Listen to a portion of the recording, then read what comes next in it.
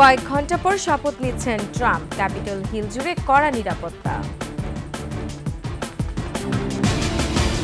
হাসিনা সহ সব বাংলাদেশিকে ভারত থেকে বের করে দেওয়া উচিত বললেন শিবসেনার এমপি। এবং এখন থেকে সীমান্তে টিয়ার শেল, সাউন্ড গ্রেনেড ছুটতে পারবে বিজিবি।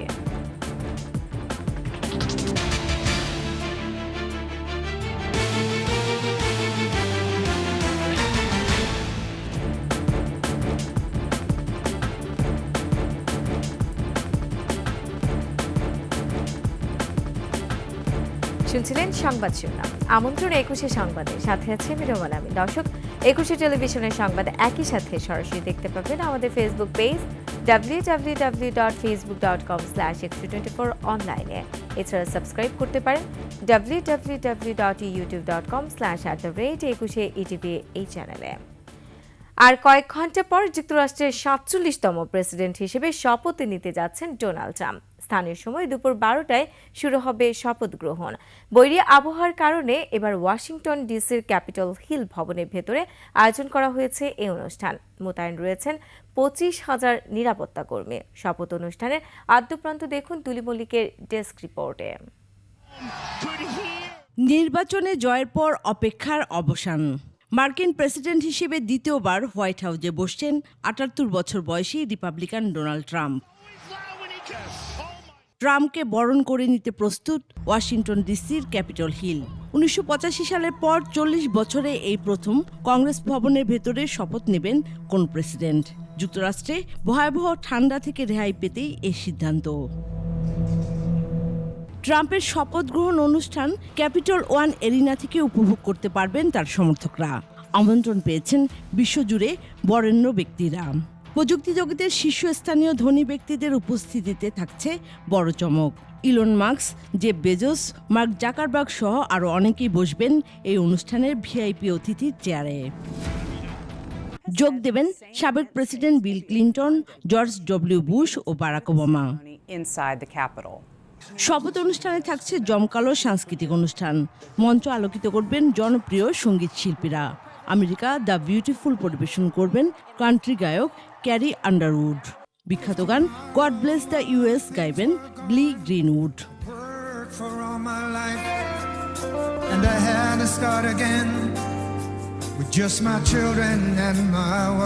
কোন প্রকার অপ্রীতিকর ঘটনা এড়াতে আটঘাট বেঁধে লেগেছে যুক্তরাষ্ট্র প্রশাসন। নিরাপত্তার জন্য আশপাশের ৪৮ কিলোমিটার এলাকায় তৈরি করা হচ্ছে ৭ ফুট উঁচু বেষ্টনী। চেকপয়েন্ট বা অন্য জায়গায় থাকছে ২৫,০০০ সুরক্ষাকর্মী। মোতায়েন করা হয়েছে প্রায় ৮,০০০ ন্যাশনাল গার্ড। বিশেষ নিরাপত্তায় থাকছে ৪,০০০ পুলিশ। দায়িত্ব নেওয়ার প্রথম দিনই বেশ কয়েকটি নির্বাহী আদেশে সই করবেন ট্রাম্প। পরিবর্তন আসছে বিদায়ী প্রেসিডেন্ট জো বাইডেনের প্রশাসনের অধীনে নেওয়া অনেক নীতিমালায়। তুলি মল্লিক, ডেস্ক রিপোর্ট, ২১ টেলিভিশন। আবারও বাংলাদেশের অন্তর্বর্তী সরকারকে সমর্থনের কথা জানিয়েছে যুক্তরাষ্ট্র। ঢাকায় দেশটির নতুন charge d'affaires Tracy and Jacobson প্রধান উপদেষ্টার সাথে দেখা করে এই সমর্থনের কথা জানান। উন্নয়ন ও সন্ত্রাস বিরোধী প্রচেষ্টা সহ বিভিন্ন বিষয়ে মার্কিন সমর্থনের কথাও স্মরণ করেন চার্জ দ্য অ্যাফেয়ার্স। মেহেদী হাসানের রিপোর্টে বিস্তারিত। দায়িত্ব পাওয়ার পর সোমবার প্রধান উপদেষ্টার সাথে দেখা করতে আসেন মার্কিন charge d'affaires Tracy Ann Jacobson. তিনি বলেন, যুক্তরাষ্ট্র অন্তর্বর্তী সরকারকে বিভিন্ন বিষয়ে সমর্থন দিতে প্রস্তুত। প্রায় ঘণ্টাব্যাপী বৈঠকে প্রধান উপদেষ্টা বাংলাদেশের চলমান সংস্কার উদ্যোগ, জুলাই ঘোষণার উপর রাজনৈতিক ঐকমত্য প্রতিষ্ঠার প্রচেষ্টা এবং পরবর্তী সাধারণ নির্বাচন নিয়ে আলোচনা করেন। জুলাই ঘোষণার বিষয়ে তিনি বলেন, ফেব্রুয়ারিতে রাজনৈতিক দলগুলোর মধ্যে ঐকমত্য আশা করছেন। রাজনৈতিক দলগুলো সংস্কার প্রস্তাবে সম্মত হলে সেটি জুলাই চার্টার হিসেবে পরিচিত হবে। মার্কিন চার্জ দ্য অ্যাফেয়ার্স সাংবাদিকদের গ্রেফতার এবং ধর্মীয় সংখ্যালঘুদের বিরুদ্ধে সহিংসতার কয়েকটি রিপোর্ট নিয়ে উদ্বেগ প্রকাশ করেন। জবাবে প্রধান উপদেষ্টা বলেন, তার সরকার দেশের সব নাগরিকের জন্য ন্যায় বিচার নিশ্চিত করতে প্রতিশ্রুতিবদ্ধ। বৈঠকে প্রতিবেশী দেশগুলোর সাথে বাংলাদেশের সম্পর্ক, রোহিঙ্গা সংকট সমাধানে অগ্রগতি এবং মিয়ানমারের নিরাপত্তা পরিস্থিতি নিয়েও আলোচনা হয়। মেহেদী হাসান, ২১ টেলিভিশন, ঢাকা। ভারত থেকে শেখ হাসিনা সহ সব বাংলাদেশিকে বের করে দেওয়া উচিত বলে মন্তব্য করেছেন ভারতের হিন্দুত্ববাদী দল শিবসেনার সংসদ সদস্য সঞ্জয় রাউত। সম্প্রতি বলিউড তারকা সাইফ আলী খানের উপর হামলাকারী একজন বাংলাদেশি বলে মুম্বাই পুলিশ সন্দেহ পোষণ করার পর এ নিয়ে প্রতিক্রিয়া জানাতে গিয়ে তিনি বলেন, এটা শুরু হওয়া উচিত শেখ হাসিনাকে দিয়ে, যাকে এদেশে আশ্রয় দেওয়া হয়েছে। তার দাবি, সাইফ আলী খানের উপর হামলা একটি আন্তর্জাতিক ষড়যন্ত্র। জনগণকে সত্যতা জানানোর আহ্বান জানিয়ে সঞ্জয় রাউত বলেন, যদি হামলাকারী বাংলাদেশি হন তাহলে এর জন্য দায়ী কেন্দ্রীয় সরকার। এটা অমিত শাহের দায় এবং এর জন্য তার পদত্যাগ করা উচিত।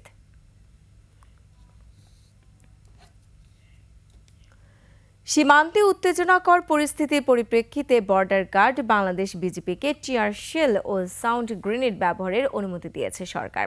এদিকে সংঘর্ষের পর চাঁপাইনবাবগঞ্জের চৌকা ও কিরণগঞ্জের সীমান্ত পরিস্থিতি এখন অনেকটাই শান্ত। সহকর্মীদের সহায়তায় সমর ইসলামের ডেস্ক রিপোর্ট।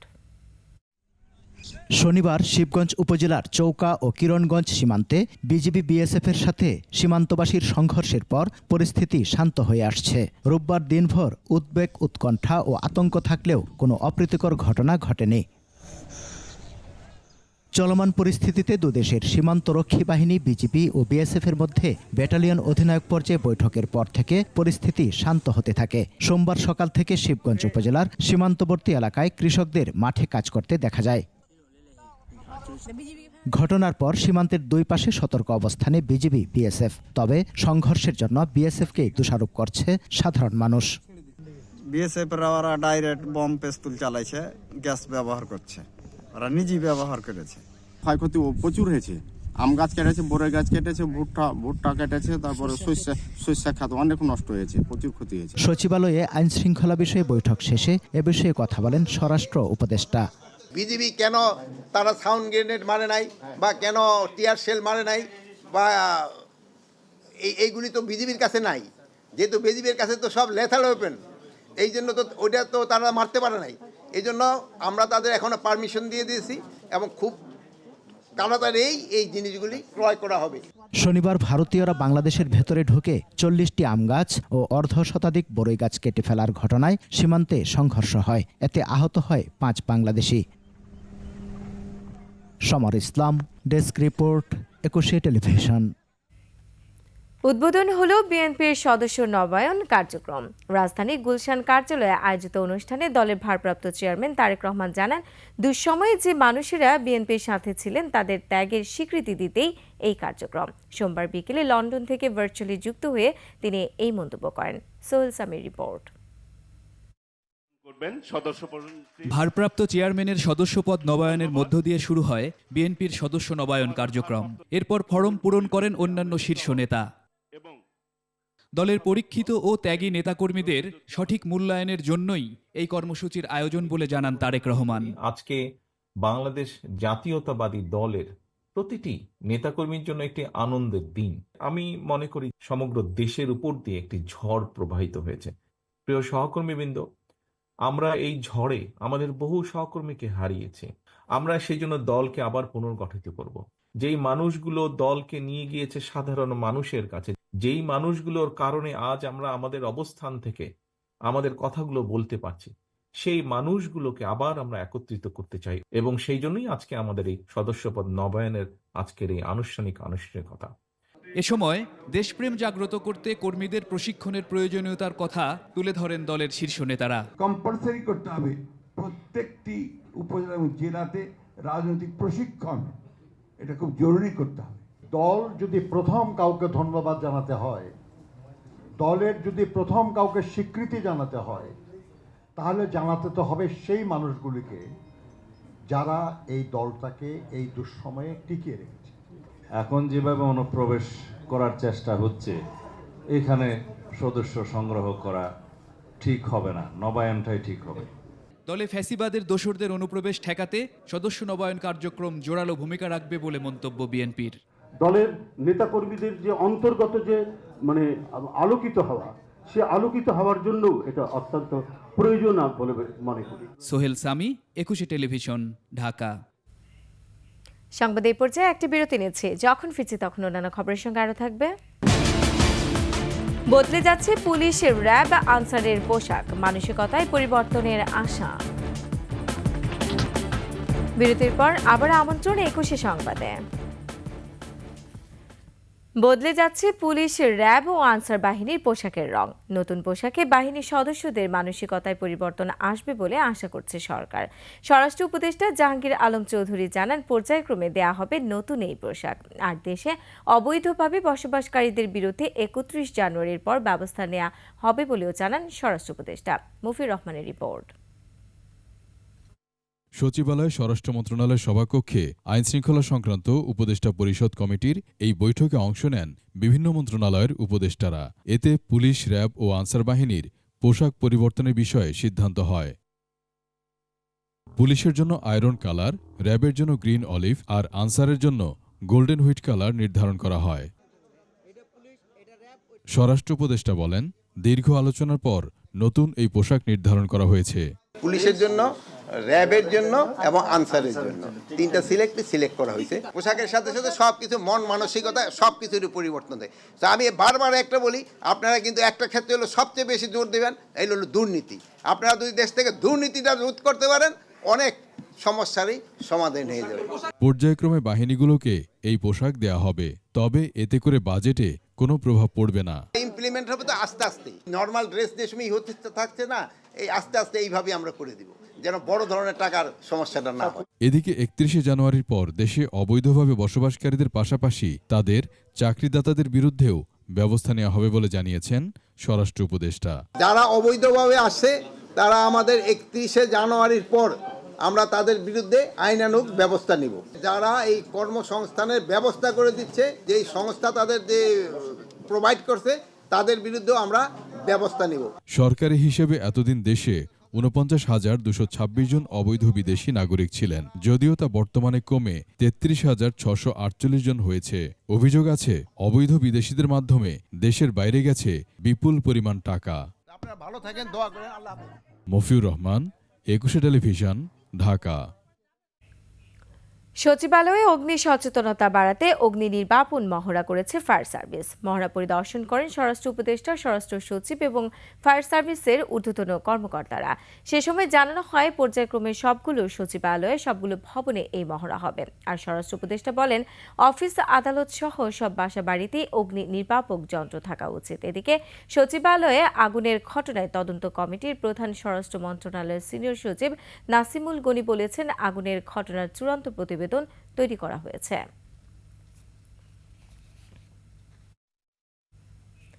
এবারে আভিভা ফিনান্স লিমিটেড বাণিজ্য সংবাদ।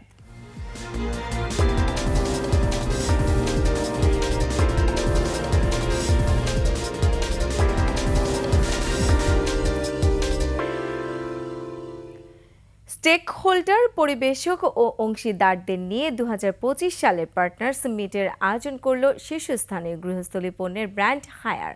এতে হায়ারের সহযোগিতা, আধুনিক প্রযুক্তি এবং ভবিষ্যৎ লক্ষ্য ও কর্মপরিকল্পনা তুলে ধরা হয়। ব্র্যান্ডের স্থায়িত্ব, ডিজিটালাইজেশন এবং ইউজার এক্সপেরিয়েন্সকে মাথায় রেখে কাজ করছে বলে জানান হায়ারের কর্মকর্তারা।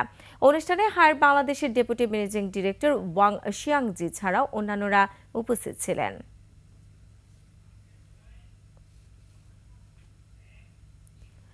ইতিবাচক ধারায় ফিরছে দেশের পুঁজিবাজার, বাড়ছে লেনদেনের পরিমাণও।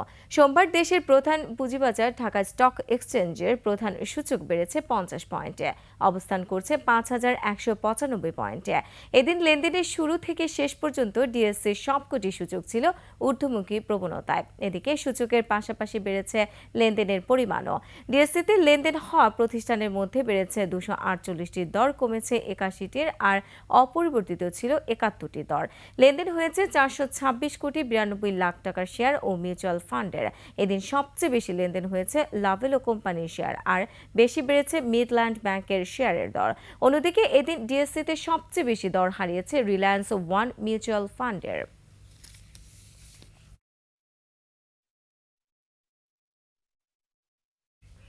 বাংলাদেশের খ্যাতিমান সঙ্গীত ব্যক্তিত্ব ও সাহিত্যিক মুস্তফা জামান আব্বাসী গুরুতর অসুস্থ। হৃদরোগ সহ কোমরের হাড় ভেঙে যাওয়া ও বার্ধক্যজনিত বিভিন্ন রোগে আক্রান্ত হয়ে রাজধানীর একটি হাসপাতালে চিকিৎসাধীন আছেন তিনি। তার বোন প্রখ্যাত কণ্ঠশিল্পী ফেরদৌসী রহমান দেশবাসীর কাছে দোয়া চেয়েছেন। কিংবদন্তি শিল্পী আব্বাস উদ্দিনের সন্তান মুস্তফা জামান আব্বাসী লোকসংস্কৃতির সাধক, গবেষক, শিল্পী হিসেবে দেশের সঙ্গীতাঙ্গনে অনন্য অবদান রেখে চলেছেন। আর এরই সাথে শেষ করছি 21 সংবাদ। যাবার আগে সংবাদ শিরোনামগুলো আরও একবার। কয়েক ঘন্টা পর শপথ নিচ্ছেন ট্রাম্প, ক্যাপিটল হিল জুড়ে কড়া নিরাপত্তা। হাসিনা সহ সব বাংলাদেশিকে ভারত থেকে বের করে দেওয়া উচিত বললেন শিবসেনার এমপি। এবং এখন থেকে সীমান্তে টিয়ার শেল, সাউন্ড গ্রেনেড ছুড়তে পারবে বিজেপি।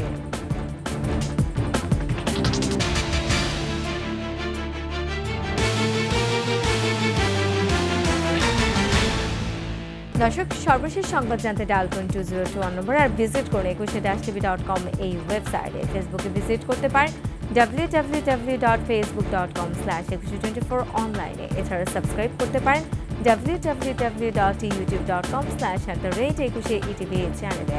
এতক্ষণ সঙ্গে থাকার জন্য ধন্যবাদ। পরবর্তী সংবাদ রাত 11টায় দেখার আমন্ত্রণ রইল। 21-এর সাথেই থাকুন।